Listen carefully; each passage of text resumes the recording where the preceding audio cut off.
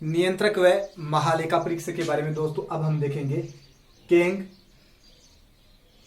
Controller and auditor general of India के बारे में।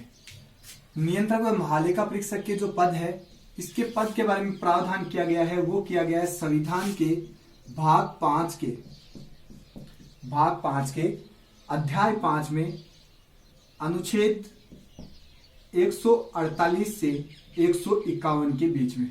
तो ये नियंत्रक व महालेखा परीक्षक के पद के बारे में प्रावधान है। इसका पद संवैधानिक पद है क्योंकि इसके पद के बारे में संविधान में प्रावधान किया गया है। सबसे पहले 1858 के भारत शासन अधिनियम के द्वारा इसका प्रावधान किया गया था। उसके बाद में 1919 के भारत परिषद अधिनियम के द्वारा इसको विशेष शक्तियां और संवैधानिक दर्जा दिया गया और 1935 में से और ज्यादा शक्तिशाली बना दिया गया। जब देश आजाद होता है उसके बाद इसके पद को संवैधानिक दर्जा, भारतीय संविधान में भी इसे दर्जा दिया गया था। तो नियंत्रक व महालेखा परीक्षक, इस पद के बारे में डॉक्टर अंबेडकर ने कहा था कि भारत में जितने ही पद है, प्रशासनिक पद है, उनमें सबसे ज्यादा महत्वपूर्ण पद है वो नियंत्रक व महालेखा परीक्षक का ही है। अब हम सबसे पहले देखते हैं कि नियंत्रक व महालेखा परीक्षक के बारे में कि इसकी योग्यता क्या है। तो इसके बारे में यह प्रावधान किया गया था अनुच्छेद, संविधान का एक अनुच्छेद है, अनुच्छेद 148। आर्टिकल 148 में यह कहा गया कि नियंत्रक व महालेखा परीक्षक की नियुक्ति के बारे में, इसके सेवा शर्तों के बारे में जो प्रावधान किया गया है कि वो कौन करेगी, तो वो संसद करेगी। संसद के कानून द्वारा इसके बारे में उल्लेख किया जाएगा। तो संसद ने 1971 के अंदर एक अधिनियम बनाया और उसी के तहत अनुच्छेद 148 के तहत इसमें सबसे पहले योग्यता बताई गई कि इसकी योग्यता क्या होगी। तो इसकी योग्यता होगी कि ये IAS अधिकारी हो सकता है।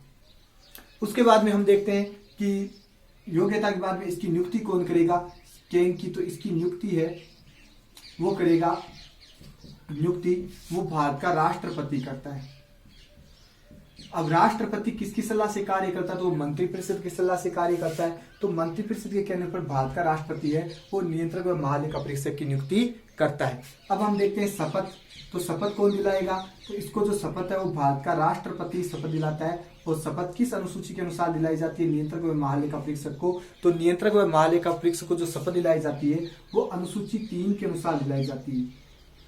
अनुसूची 3 के तहत इसको शपथ दिलाई जाएगी। उसके बाद में हम आगे देखते हैं कि ये त्याग पत्र किसको देगा, तो जो नियंत्रक व महालेखा परीक्षक है वो त्याग पत्र है वो राष्ट्रपति को ही देता है। अब हम देखते हैं कि इसका कार्यकाल कितने वर्ष होगा। तो नियंत्रक व महालेखा परीक्षक का जो कार्यकाल होता है वो 6 वर्ष या 65 वर्ष की आयु, 65 वर्ष की आयु, इनमें से जो भी पहले हो उतना ही उसका कार्यकाल होगा। अगर कोई व्यक्ति है वो 62 वर्ष की आयु में बन जाएगा तो वो अधिकतम है वो 3 वर्ष ही रह सकेगा, यानी 65 वर्ष की आयु तक ही वो कार्य कर सकेगा। और या तो इन दोनों में से जो भी पहले हो जाए, या तो 6 वर्ष पहले हो जाए या 65 वर्ष की आयु पहले हो जाए, तो उनमें से जो भी पहले जो प्रावधान है उसके अनुसार इसका कार्यकाल होगा। अब इसको हटाया कैसे जा सकता है, तो इसको हटाने का प्रावधान वही है जो सुप्रीम कोर्ट के न्यायाधीश का होता है। यानी सुप्रीम कोर्ट के न्यायाधीश को किस आधार पर हटाया जा सकता है, तो उसको कदाचार या असक्षमता के आधार पर हटाया जाता है। तो इसको भी कदाचार या असक्षमता के आधार पर हटाया जा सकता है। दूसरी बात, इसको हटाया कैसे जा सकता है, तो संसद के किसी भी सदन में इसका प्रावधान किया जा सकता है, चाहे तो लोकसभा में कर दो और चाहे राज्यसभा में इसको हटाने का प्रस्ताव प्रस्तुत किया जाएगा। जिस सदन में प्रस्तुत किया गया है उसके 1/4 सदस्यों को प्रस्ताव पर सहमति आवश्यक है और उसके बाद में प्रस्ताव प्रस्तुत हो गया, उसके बाद दोनों सदनों के अलग अलग 2/3 बहुमत से अगर वो पारित हो जाता है तो इस आधार पर नियंत्रक व महालेखा परीक्षक को राष्ट्रपति हटा सकता है। तो अब हम वापस देखते हैं नियंत्रक व महालेखा परीक्षक के संविधान के भाग 5 में आर्टिकल 148 से 151 तक इसके पद के बारे में प्रावधान किया गया है। अनुच्छेद 148 में यह कहा गया है कि नियंत्रक व महालेखा परीक्षक की सेवा शर्तें, योग्यता, उसका निर्धारण संसद करेगी और संसद ने 1971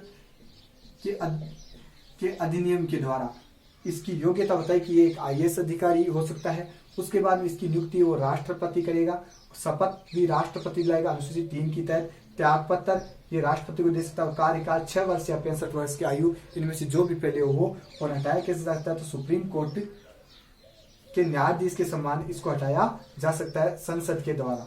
अब हम देखते हैं संसद के 2/3 बहुमत के द्वारा इसका वेतन कितना होता है। तो अनुसूची 2 के अनुसार इसे भारत की संचित निधि में से वेतन दिया जाता है, और वेतन है वो अनुसूची 2 के अनुसार संचित निधि में से दिया जाएगा। और इसका अभी वर्तमान में जो वेतन है वो है 2.5 लाख रुपए, यानी सुप्रीम कोर्ट के न्यायाधीश के समान इसका वेतन है। संविधान के अनुच्छेद 149 में नियंत्रक व महालेखा परीक्षक के कार्य व शक्तियों के बारे में प्रावधान है। तो ये भारत सरकार की संचित व आकस्मिक निधियों के बारे में इसको विशेष शक्तियां दी गई है। यह आय व्यय का लेखा जोखा रखता है। उसके बाद में इसको 2 प्रकार के शुरुआत में संविधान में 1976 तक इसे दोनों प्रकार के कार्य थे, यानी ये लेखांकन व लेखा परीक्षक दोनों का ही कार्य करता था, यानी आय व्यय का कंप्लीट लेखांकन भी करता था और लेखा परीक्षक का कार्य भी ये करता था। उसके बाद में क्या हुआ, समय पर ये मांग उठी कि लेखांकन को अलग कर दिया जाए और लेखा परीक्षक है वो अलग कर दिया जाए। तो उसके बाद में जब केंद्र सरकार इस बात के लिए तैयार हो गई तो राज्यों ने कहा कि हम अलग अलग राज्यों के लिए अलग अलग लेखांकन नहीं रख सकते और ना ही अलग अलग लेखा परीक्षक रख सकते हैं। तब क्या किया गया, केंद्र सरकार ने 1976 से पहले तो दोनों काम है वो केंद्र करता था, लेखांकन का कार्य भी केंद्र करता था और लेखा परीक्षक का कार्य भी केंद्र करता था। लेकिन केंद्र सरकार ने 1976 के बाद में क्या किया, अब है वो केंद्र केवल लेखा परीक्षक के कार्य के रूप में ही कार्य करता है, जबकि राज्यों के लिए केंद्र है वो लेखांकन और लेखा परीक्षक दोनों का कार्य वर्तमान में कर रहा है। तो वर्तमान में इसका कार्य क्या है, केंद्र सरकार में केवल लेखा परीक्षक का कार्य करता है केंद्र, जबकि राज्यों के लेखांकन और लेखा परीक्षक दोनों का ही कार्य करता है। तो केंद्र है वो केंद्र और राज्य दोनों के लेखा परीक्षक का कार्य करता है, नियंत्रक व महालेखा परीक्षक। इसके बारे में प्रावधान आर्टिकल 149 में किया गया है। अनुच्छेद 150 में कहा गया है कि केंद्र है वह संघ व राज्यों के खातों का विवरण का प्रारूप तैयार करेगा, यानी ये जो प्रारूप देगा उसी के अनुसार संघ के आय व्यय का प्रारूप तैयार किया जाएगा और राज्यों के आय व्यय का प्रारूप तैयार किया जाएगा। तो केंद्र की सलाह पर यह कार्य किया जाता है, यह आर्टिकल 150 में कहा गया है। उसके बाद में हम देखते हैं दोस्तों कि संघ के जो लेख है या लेखा परीक्षण की जो रिपोर्ट है ये केंद्र है वो राष्ट्रपति को देता है और राष्ट्रपति है उसको संसद में प्रस्तुत करवाता है, जबकि राज्यों के अंदर ये जो रिपोर्ट है वो केंद्र यानी नियंत्रक और महालेखा परीक्षक को राज्यपाल को सौंपता है और राज्यपाल है वो उसे राज्य के विधानमंडल में प्रस्तुत करवाता है। तो ये 2 प्रकार से अनुच्छेद 151 में कहा गया है कि संघ यानी केंद्र सरकार के जो भी लेख होंगे उनकी जो आय व्यय की जो रिपोर्ट है वो नियंत्रक और महालेखा परीक्षक राष्ट्रपति को देगा और राष्ट्रपति उसको संसद में प्रस्तुत करवाएगा, जबकि राज्यों के जो रिपोर्ट है यानी आय व्यय की जो लेखा जोखा की जो रिपोर्ट है वो नियंत्रक और महालेखा परीक्षक संबंधित राज्य के राज्यपाल को देगा और राज्यपाल उसे विधानमंडल में प्रस्तुत करवाएगा। अब हम एक बात और देखते हैं कि जो ये नियंत्रक और महालेखा परीक्षक है इसके बारे में एक समिति है लोक लेखा समिति। लोक लेखा समिति, तो ये जो लोक लेखा समिति है ये क्या है, जैसे संसद है तो संसद में जैसे दोनों सदन है लोकसभा और राज्यसभा, तो लोक लेखा समिति के अंदर जो कुल सदस्य होते हैं लोक लेखा समिति में वो होते हैं 22।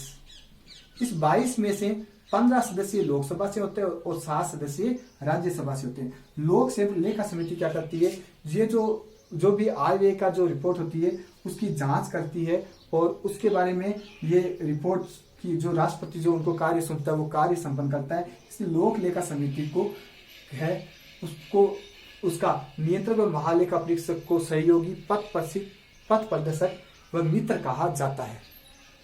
तो अब हम देखते हैं दोस्तों कि ये जो नियंत्रक और महालेखा परीक्षक है इसके पद के बारे में इसे स्वायत्तता देने के लिए क्या क्या प्रावधान किया गया है। तो ये अगर जैसे इसको पद पर नियुक्त किया जाता है, नियुक्ति के बाद में इसे बीच में नहीं हटाया जा सकता है या जैसे सुप्रीम कोर्ट के न्यायाधीश के समान ही इसे हटाया जा सकता है। ये जैसे ही एक इसका कार्यकाल पूरा हो जाता है उसके बाद में किसी अन्य सेवा में इसे नियुक्त नहीं किया जा सकता और इसके वेतन में कोई कटौती नहीं की जा सकती। तो इस प्रकार से नियंत्रक और महालेखा परीक्षक है केंद्र है उसके पद के बारे में प्रावधान किया गया है। तो हम एक बार वापस देखते हैं नियंत्रक व महालेखा परीक्षक कि इसकी नियुक्ति कौन करता है। तो नियुक्ति है वो राष्ट्रपति करता है, शपथ भी राष्ट्रपति दिलाता है और ये त्याग पत्र भी किसको देता है, राष्ट्रपति को ही देता है। जबकि इसको हटाने की जो प्रक्रिया है वो सुप्रीम कोर्ट के न्यायाधीश के समान है, यानी संसद के द्वारा ही इसे हटाया जा सकता है 2/3 बहुमत के द्वारा। इसका वेतन है वो सुप्रीम कोर्ट के न्यायाधीश के समान होता है, वर्तमान में 2.5 लाख रुपए है। और नियंत्रक व महालेखा परीक्षक वो संवैधानिक पद है। और इनके बारे में जो प्रावधान किया गया वो संविधान के भाग 5 में अनुच्छेद 148 से 151 तक किया गया है। अनुच्छेद आर्टिकल 148 में तो ये प्रावधान किया गया है कि जो नियंत्रक व महालेखा परीक्षक होंगे उसकी सेवा शर्तों के बारे में प्रावधान किया गया है कि वो संसद समय समय पर निर्धारित करेगी। जबकि 149 के अनुसार वो जो किस प्रकार का लेखांकन तैयार किया जाएगा, इसकी शक्तियां व कार्यों के बारे में है। अनुच्छेद 150 में किस प्रकार के लेखांकन तैयार करेंगे उसके बारे में, और अनुच्छेद 151 में कि वो अपनी जो रिपोर्ट है वो राष्ट्रपति को सौंपेगा और राज्यों में राज्यपाल को सौंपेगा। अब हम देखते हैं कि भारत का प्रथम नियंत्रक व महालेखा परीक्षक कौन थे। तो प्रथम थे वो थे वी नरहरि राव थे, नरहरि राव। ये भारत के प्रथम नियंत्रक व महालेखा परीक्षक थे। 13वें व वर्तमान में कौन है, तो 13वें वर्तमान में है ये राजीव महर्षि है, राजीव महर्षि। और राजीव महर्षि है वो राजस्थान लेवल के केंद्र के IAS अधिकारी है। तो राजीव महर्षि वर्तमान में भारत के नियंत्रक व महालेखा परीक्षक और ये किस क्रम के, ये 13वें नियंत्रक व महालेखा परीक्षक है। तो ये तो हो गया दोस्तों नियंत्रक व महालेखा परीक्षक।